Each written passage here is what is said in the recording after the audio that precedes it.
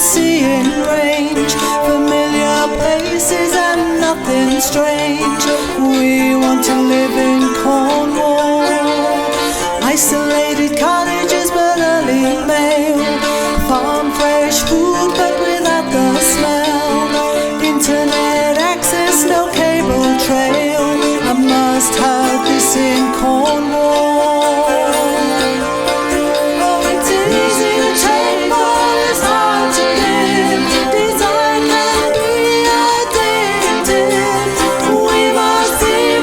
Sensitive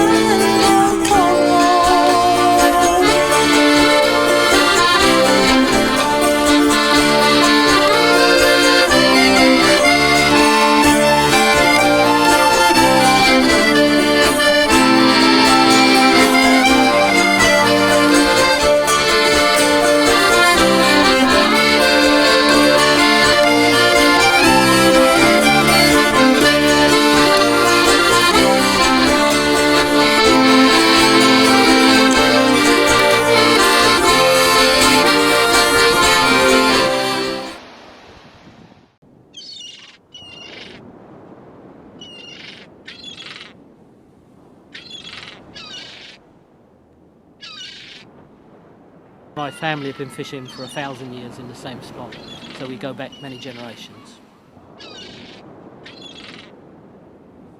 We're a mixed fishery in Hastings, and we have many, many species, but predominantly made up of 3 species. There's cod, plaice and sole. I would say it's a sustainable fishery. It's environmentally friendly and sustainable. We had the Seafish Industry Authority actually looked at Hastings as a fishery, and in the whole of the British Isles it came out as the most sustainable method of fishing that they had ever come across. In this area in the southeast of England we make up 92% of the fleet, but almost no quota.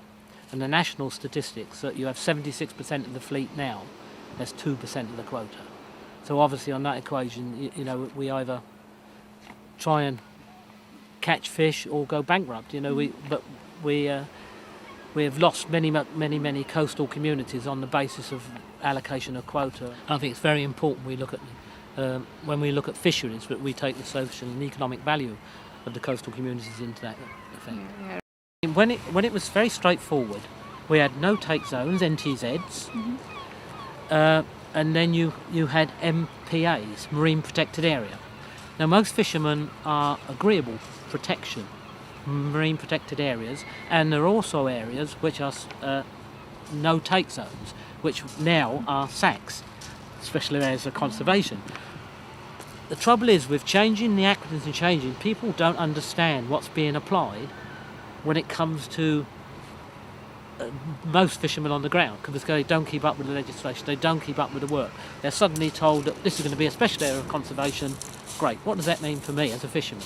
Sorry, no fishing, full stop. That wasn't what was agreed at the Balanced Seas.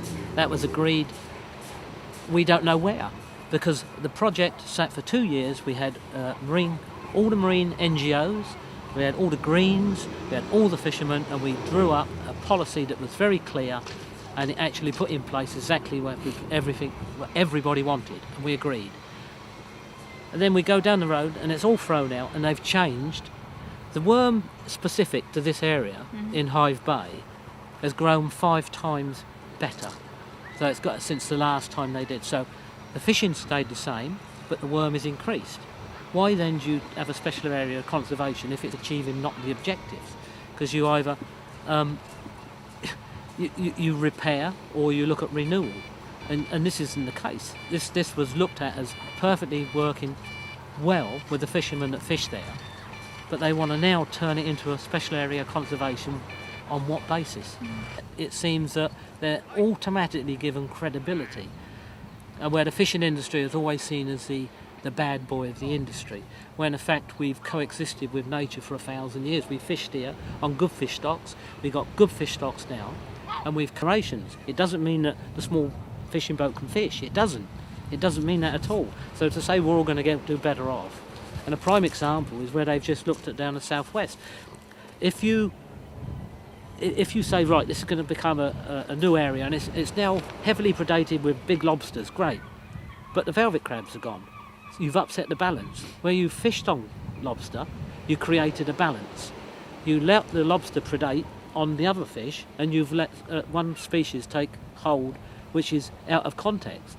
So you've got tons, they say, we've got tons of big lobsters there now, but all my velvet crabs are gone. Because they've been destroyed. So we've worked with balance with nature for many generations. 1,000 years my family's been fishing here. And to tell us that we don't know about conservation is annoying, because conservation is in our mind all the time. That's why we use large mesh nets. That's why we would fish in a way that is sustainable, and we would fish and allow all the juveniles to breed once or twice before they're caught. We know what sustainability is, but it's a pity they don't listen a little bit more to us.